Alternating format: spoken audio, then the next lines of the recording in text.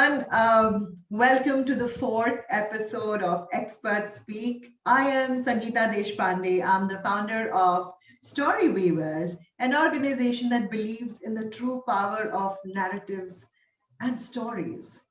And with this thing in mind that we need to make an impact.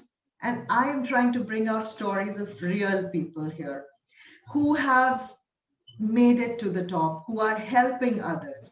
And this is a real way of, reaching out to all of you out there who may be stuck at some point. This is a great platform to come around, learn from others, and get your questions answered. And with me today is someone very interesting. So she is not afraid of revealing her age, but I'm afraid to reveal it because she's almost half my age, and I don't know how much more successful. So let me introduce you to my guest today as a part of celebrating Women's Day all this month. She's none other than Amelia Marican.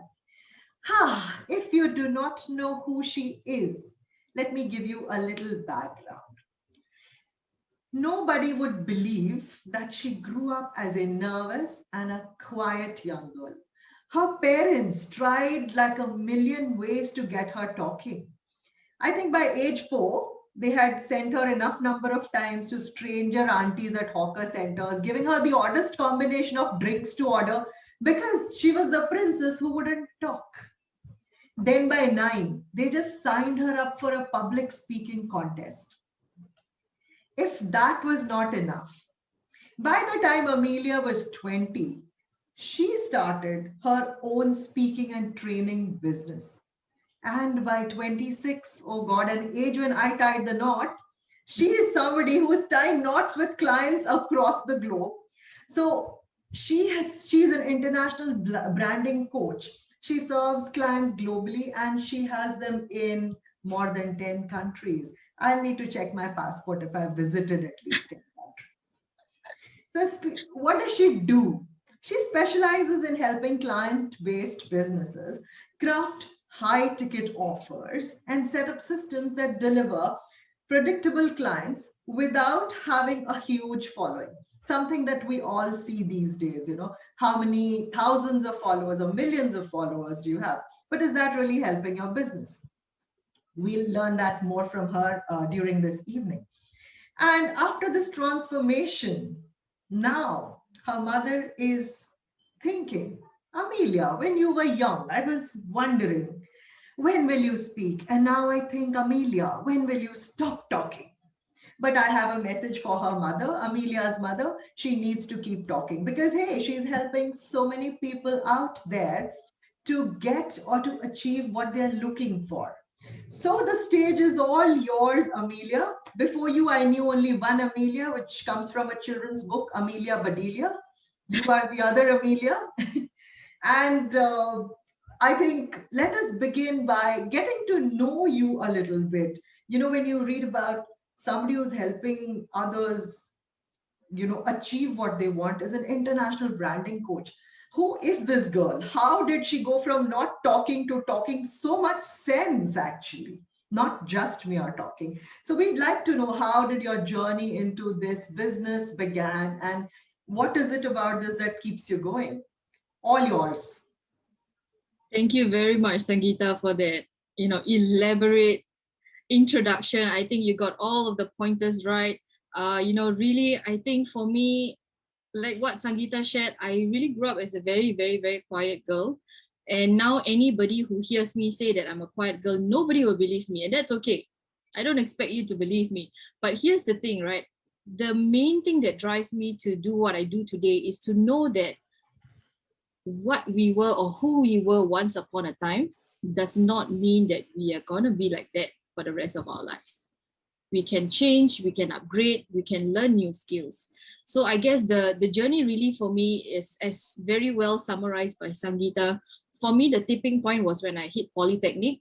And that was where we could dress using our own, we don't have uniforms, basically. We could dress the way we want to, we could wear the shoes we want to, the clothes we want to, and really express ourselves in our visual, right? But the thing was that somewhere within inside of me knew that at age 9, when I did that public speaking contest and there was literally no voice, no sound that came out of my mouth, I knew that something has got to change, but not knowing what that was. Until one day I received an email from the school saying Temasek Polytechnic's next top speaker. And I was like, this is my opportunity, really not to win anything, but really just to rewrite history, to put it simply. So I went for the competition, and when I was there, they called down all of the participants in the auditorium. And just within that few minutes, as we were choosing who to go first, right, we were doing our balloting and speaking sequence and stuff like that, I quickly realized that all the other contestants were seasoned Toastmasters of at least 3 years of training, and I had none. So I was there just asking myself, Amelia, what are you doing? Are you putting yourself in the same situation that not a single word is going to come out from your mouth? But at that point, I was like, okay, you know what? I just want to be able to let my voice be heard. I'm not here to win. I'm not here to get a standing ovation. I just want my voice to be heard. So I went, I delivered my speech. I had a lot of fun. And the best part was when I was going back up the steps, up the auditorium, so many people along the aisle, stuck out their hands, shook my hand and told me, Amelia, you are amazing. And that was enough to tell me that, hey, maybe this speaking thing is for me. Because once upon a time, I always thought that, I was that shy, quiet girl who sits at the corner of the room.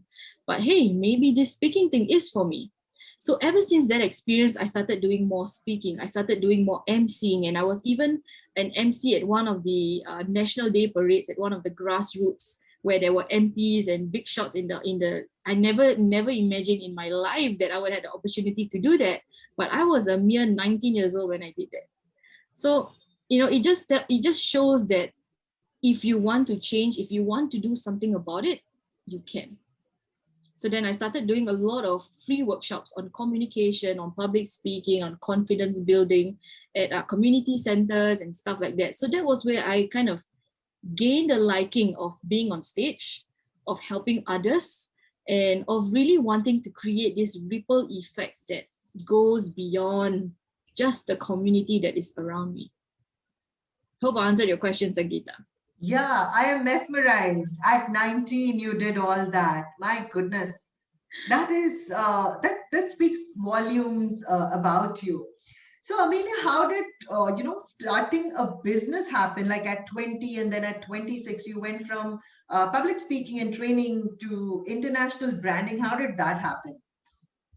So what happened was, so after Polytechnic, I went into NTU, right, Nanyang Business University, and I studied business, and I grew the inclination towards HR because I knew that I was a people person. I love to speak, I love to hang around with people, and not too much behind the desk kind of thing. So I was like, okay, you know what, let's do HR. But little did I know that HR consists of a lot of behind the desk things as well. So what happened was that I tried to explore the different functions of HR, right? There's compensation and benefits where you pay people salary, and then there's all these other different things. But then I came across training and development, right? And that was where I started to explore this space. And then I knew that, hey, this is for me. Because I was doing a lot of free trainings, not knowing what that was, right? I was in Toastmasters, I joined Toastmasters, and I got the platform and the stage to do all these different workshops and engaging with people and learning how to speak, how to gain my own confidence and all of that. And from there, I knew that, hey, this training thing is for me. So how that transited to becoming an international branding coach was really because I started to see that, hey, if you want to grow your business, the first thing you need to do is you need people to know who you are. Because I tell you, Sangeeta, I know a lot of people who are masters at their craft. They are very good at what they do, but nobody knows them. Maybe their family and their friends, right? Their family and their friends knows them, but you need clients in your business. If you don't have clients, you have got no business, period. Like non-negotiable, right? So at the end of the day, we need to understand that visibility is the very, very important. I wouldn't say the most important, but one of the key elements for you to even allow your business to grow. So that was the angle that I was going from. Okay, let's just be more visible, let's engage more on different Facebook groups. I started with Facebook groups because I was afraid that my friends and family would know what I was doing. So I started to engage on like separate groups. I even created a new Instagram profile because I didn't want my family and friends who were on my old profile to know what I was doing, because I was afraid, oh, what if it fails, right? So I had confidence issues back then still, but you know moving into this visibility space, knowing that, hey, branding is actually very important, I kind of glide into it very, very unconsciously, not knowing what I was doing. That it kind of helped me to gain my visibility on this global platform. And that was how people started coming to me and asking me, hey Amelia, exactly what do you do? So curiosity was being sparked, especially realizing that there's a lot more people out there who needs help, who's afraid to ask. So by you putting yourself out there, so to all the business owners who are, or aspiring business owners who are listening, don't be afraid to put yourself out there. Don't be the Amelia that was back then who go and do all this behind the scenes things. People need to know who you are. People need to see what you're doing. And at the end of the day, people are only confident to hire you as a solution provider if they understand fully what you do for them. So that was how it happened. Absolutely. So I think it's, yeah, the few important points that you mentioned, you have to be out there. Do not be this detective in disguise who's trying to make secret Facebook groups and Insta, profiles, but be totally out there. But I guess the most important thing here is it comes from confidence. When you have the confidence, you can automatically say, hey, this is what I'm providing and this is what I'm here for because I understand your need. And you mentioned this, that back then you were not that confident.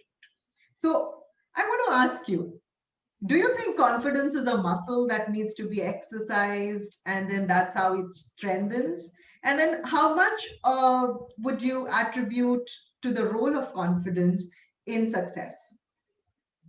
Okay, so the topic of confidence is very close to my heart because I knew where I came from and the person that I am today. So looking back, I think for me, confidence was self-taught. And to use back your word, Sangeeta, it is a muscle and it's a learnable skill, which means to say you cannot just say like, oh, I'm not born with confidence and I will never have it. Or oh, that person he has been like that since young, so he has confidence. No, right? It's a learnable skill and it's in you. It's really like, it's almost as if you need to eat every day, right? In the Absolutely. next in the next 5, okay, some people lesser than that, in the next few hours you're going to feel hungry again, and you need to continue to nourish your body. Same thing. So it's still, you need to constantly feed your body with confidence, and in order to have that confidence, you need to do things that, okay, so confidence for me really is like setting the bar high enough to the point that it feels a little bit uncomfortable, yet it motivates you to push further and achieve that seemingly difficult goal, right? And once you achieve it, that's where confidence will come in naturally. So the keywords here are uncomfortable yet motivating. So how that muscle works really is, I have 3 actionable steps, Sangeeta, if I may share with the audience. Absolutely. Please go ahead. Okay, so the first actionable step that I would love to share with all of you is what I like to call soul searching. And I don't mean like meditation or yoga and things like that. What I mean by soul searching really is to be brutally honest with yourself in terms of dissecting the different aspects of your life to come up with strengths and weaknesses, right? And initially, when I was going through this, I was finding it very difficult for me to pick up my strengths and weaknesses. Why? Because we all have blind spots. We are not able to see things from a disassociated angle, or rather from a third party, right? We are always used to seeing things from our own eyes. What about the people around us and how they see us? So what I did was, and what I urge all of you to do as well, is to reach out to 3 of your closest friends or family members and just send them a simple text asking them, what are 3 of my strengths and 3 of my weaknesses? Full stop. And when I did that, Sangeeta, I was shocked because there was a pattern that the three of these people saw in me that I didn't realize at all. So True. you will be surprised by that blind spot as well. I think yes, you're absolutely right. You have to find these 3 persons who can absolutely mirror you and, like, who can show you the exact black and white, who are not afraid to lose you once they tell you the truth. Yes, that's the That's key the thing. key. So true. That is the key thing, right? Because some people are so afraid they may sugarcoat things and they're not telling you the truth. So Right. of course, choose people who will still be there after the harsh truth. So that's the first thing, right? Soul searching. So figuring out really what are your three of your top strengths and weaknesses. And in order to really have that confidence is to amplify that strength. So the biggest problem in our society is this. When we were growing up in schools, and if you are parents, you are probably doing this to your kids as well. Okay? Hang in there, hang in there. I see some facial expressions, but what I'm trying to say is this. When we were kids, right, we were constantly told to focus on our weaker subjects. Okay, you're weak in math, yeah, do more assessment papers, right? Go through your corrections one more time.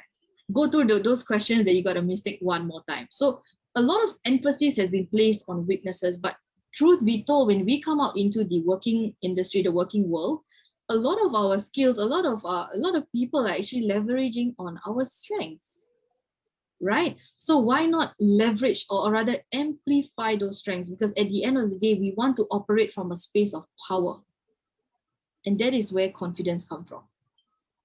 So this is the first actionable step, really just to do a lot of soul searching. Secondly, if I may share, it's be a lifelong learner.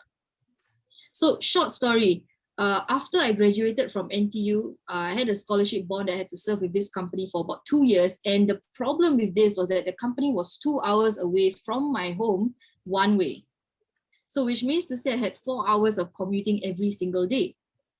So books, podcasts, and online courses became my biggest companion.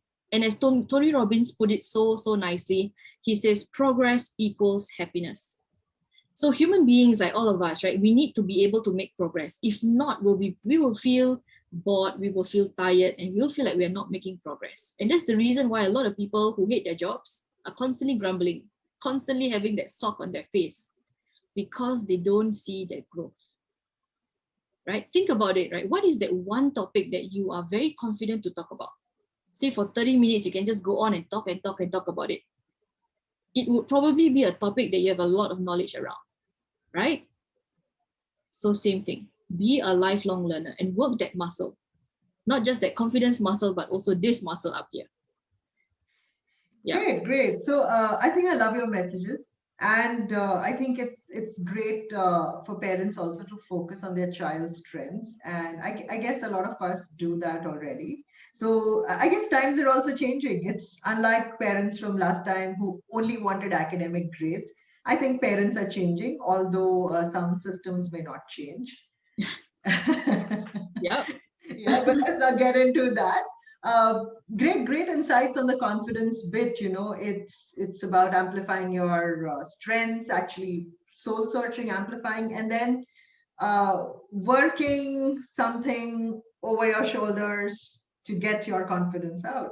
Brilliant. I love that. I love that. I like how structured you are in dealing with your answers. I love it. I think I should learn that from you. Thank you.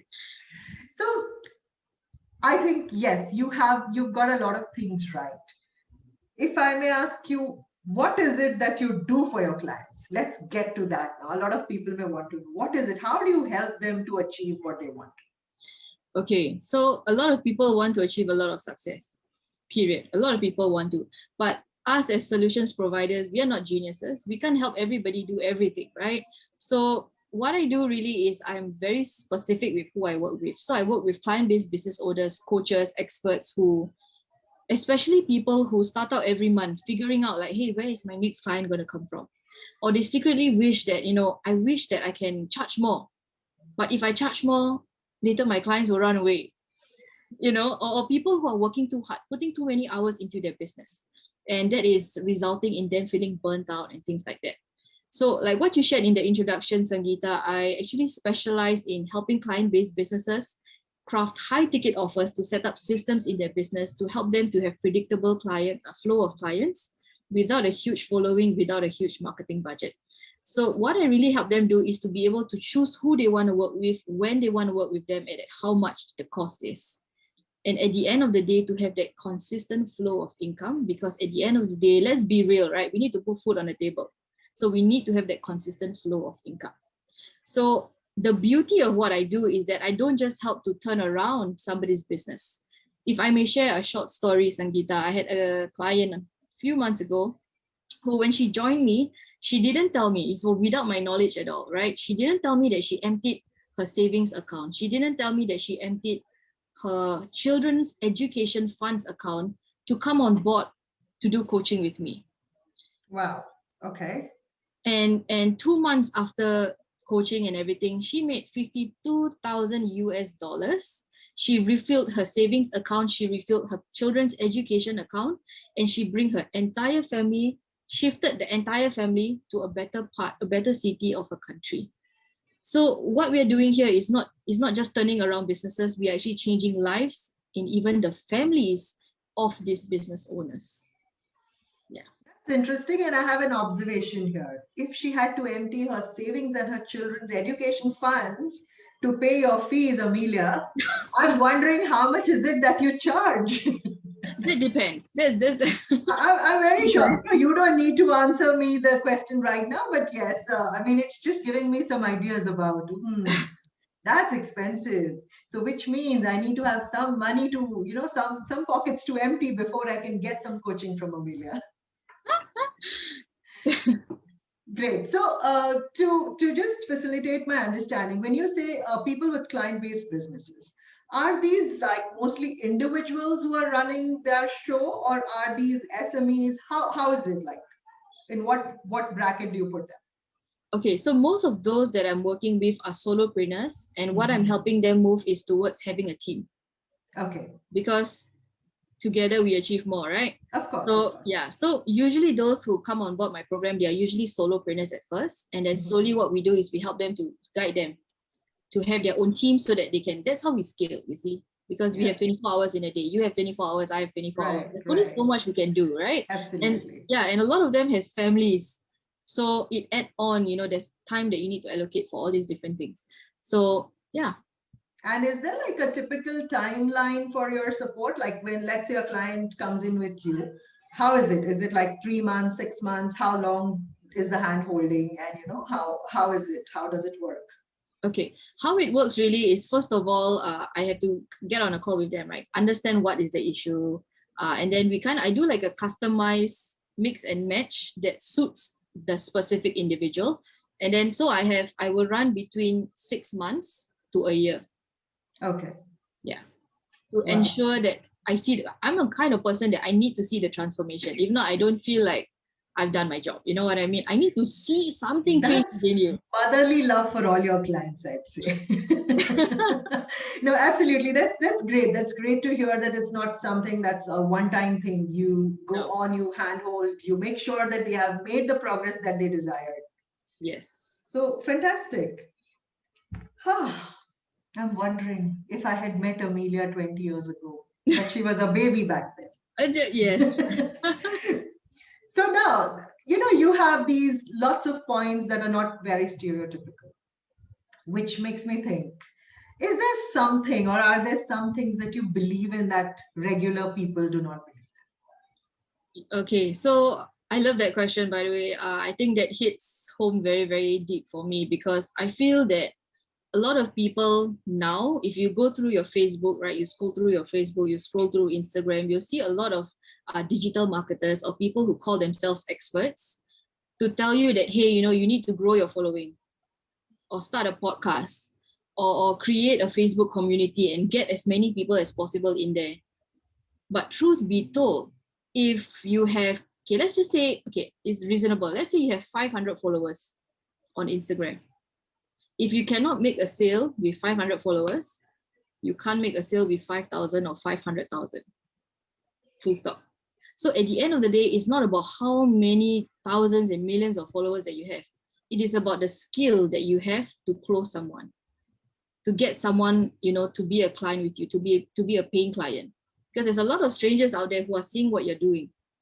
But the bottom line is this: it doesn't matter how many followers you have. It doesn't matter. A lot of people are saying, oh, give me this amount of money. Say, give me $1,000 every month. Let me do your Facebook marketing for you. But the way I see it is, marketing is just like adding fuel to the fire. But if you have no fire, you don't have your foundation in place, what exactly are you burning? You get what I'm saying? Yeah, yeah, So absolutely. yeah. So Again, a very, very valid point out there. If you cannot make a sale with 500 followers, it doesn't matter how many more you have. So this is, and you gotta have it in your roots, right? So yeah. when you have something solid, you will definitely find people. Of course, there's a way to find people, but yeah, very, very important point. Wow, I'm so glad I'm having this conversation, Amelia.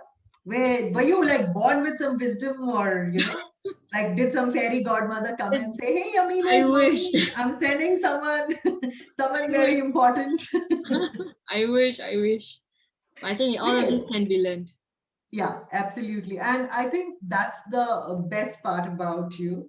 I mean, when people look at age and say you don't have enough experience, here is someone who is helping people with a lot more experience to actually do the right things. I just love that. So now there are so many aspiring men and women who want to get into business. They are entrepreneurs. They have even tried. A lot of people try and fail, and we all have to try and fail. They cannot be like a one trick pony who will go there, succeed, and say, okay, fine, I'm done. Yeah. So what would you say to them? Like, is are there some things that they should keep in mind, or like would you have a 3-point plan for people who are starting a new business or who are into business? Just bring Okay. it all out. Cool. Okay. So to all our aspiring entrepreneurs out there, right? What I can tell you is this: we are going to see more changes in the next 12 months than we have ever seen in the last 12 years. So I want you to imagine this, right? So in fact, a few years ago, I was actually at Stonehenge, that place with those rocks that, yeah. Okay. So imagine that you have 100 blocks that are around you. Pre-pandemic, 95 of these rocks are nailed to the ground, stable. Only 5 of them are moving around. 5 of those blocks are uncertainty and, things happen. But right now, during our world today, only 5 of them are rooted and 95 of them are moving around. There's so much change, so much uncertainty that we have to adapt to. So here's the thing: this is a time of incredible change, and change means opportunity. So what we need to do is to look for opportunities amidst the chaos. Look for needs that needs to be fulfilled. Look for problems that needs to be fixed. And now the question in your head really must be, how, Amelia, how do I do that? One word changes the game, and that is skills. If you think knowledge is power, skills are your superpower. So don't think about starting a business just yet. Think about upgrading your skills, learning the skills that is important for you to start a business. Because eventually, once you've got the skills, starting a business is no problem. Starting a business, literally, you're paying some money to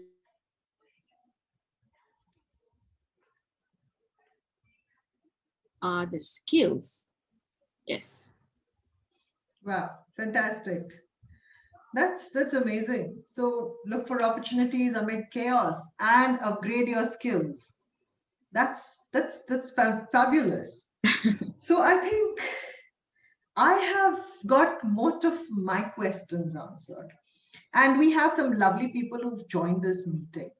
So how about, would anyone like to ask Amelia some questions?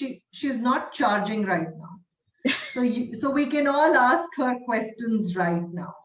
Yeah. So if any of you have something to ask her or something that you've been, a burning question, please unmute yourselves and ask her. If you are a little shy, you can type it down in the chat box, and we will have Amelia to answer it. Hi, can I ask Amelia something? Absolutely. Yep. Hi, Amelia. It's me, Suryani. Anyway, Hi. I would like to ask you. It's about the personality trait, actually. So, being a branding coach, I think you have to meet a lot of people and talking with a lot of people at the same time. I really want to know more about it. But well, let's talk about this one. It's about being introverted and also extroverted.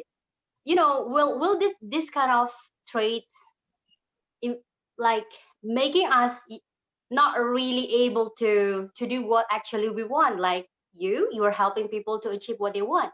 But when it comes into the personality trait, it's kind of hard for us to deal with this kind of things, because I myself, I'm not really able to speak up in front of a lot of people this way. So yeah, what do you think about it? Thank you. Great question, Suryani. Okay, so the main topic here is extroverts versus introverts, right? A lot of people have the same thinking as you that, oh, if I want to run a business, I need to be an extrovert because I need to speak to people, I need to do networking, da da da. To some extent, okay, maybe. But as an introvert, I think the biggest benefit of being an introvert is that you guys are a great listener. You guys are excellent listeners. And in order for you to run a business, in order for you to close someone to become a client with you, you need to listen very carefully to their needs. You need to really dig up and understand them as a person, the problems at hand. And a lot of people think that, oh, we need to talk. No, we don't. We need to do more listening. And that's the reason why God gave us 2 ears and 1 mouth. We got to do more listening than talking. So we only need to talk in order to show empathy, talk in order to show that we understand the person that we are talking to, or share insight, inspire, and things like that. The rest is about us understanding them. I hope I answered your question. It doesn't matter if you're an introvert. That does not put you at a disadvantage. Never think that way. You have your strengths. Amplify your strengths. Hope I answered your question. Great. And I think to add a bit to what Amelia said, I think Amelia also mentioned about confidence, right? The more you try doing it, you speak maybe not too much, but if you speak to more people, your confidence will automatically shoot up. Also, I think she spoke up about team. So if you have somebody else who can do the talking while you are doing the listening and actually figuring out, I'm sure that'll work as well. Would that be right, Amelia? 100%. I agree with you. Great point, Sangeeta. So who's next? Come on, if you're shy behind the screen, this is your opportunity to boost your confidence. Let's give it a go. Absolutely. Come, anyone else? You can also check your Facebook screen. Let's see if there are any questions there. Okay.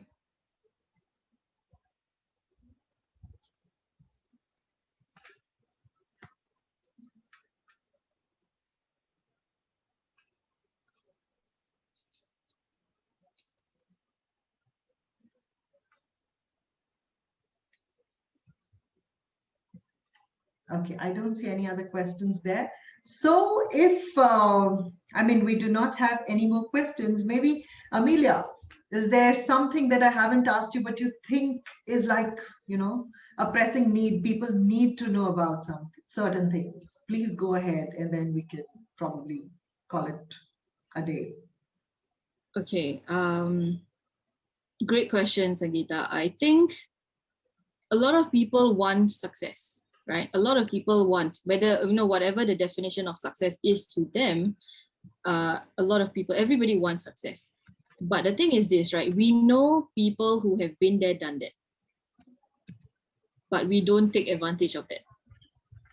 So for all of you out there who are looking to get to your destination of success faster, what I can tell you, if you really want to shorten your learning curve and lay out the proper actionable steps that you can take today, this week, next week, or in a month or 2 months, whatever, I think the best thing to do is really to have a mentor, because it speeds up the entire process. Because for me, when I first started, doing what I do, the first 2 years was very slow for me. And then only when I started engaging a mentor, having a coach, then I started to see that boom, things start going much, much faster. So if there's one last thing that I can leave with all of you is this: have a goal, get a mentor, and so that mentor can help to lay out your foundation, lay out the actionable steps to get you to where you want to be faster, so that you don't have to go through all of the topsy-turvy roller coaster emotional stuff in the early stages of your journey. Yeah. Great. I am so glad we had this chat. And once again, I'm amazed by your clarity of thoughts, the progress you're making at your age. And to sum up the discussion that we had, let's see what Amelia has left us with today. So we first spoke about the muscle of confidence, and she's mentioned 3 points. One is soul searching.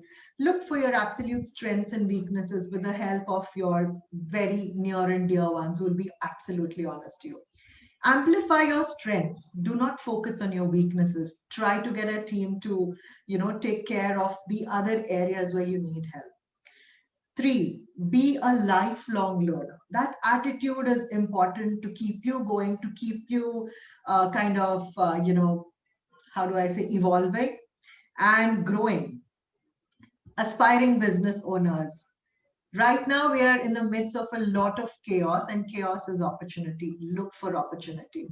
And she says that starting business is not a big deal, but it's your skills that you need to be completely aware of.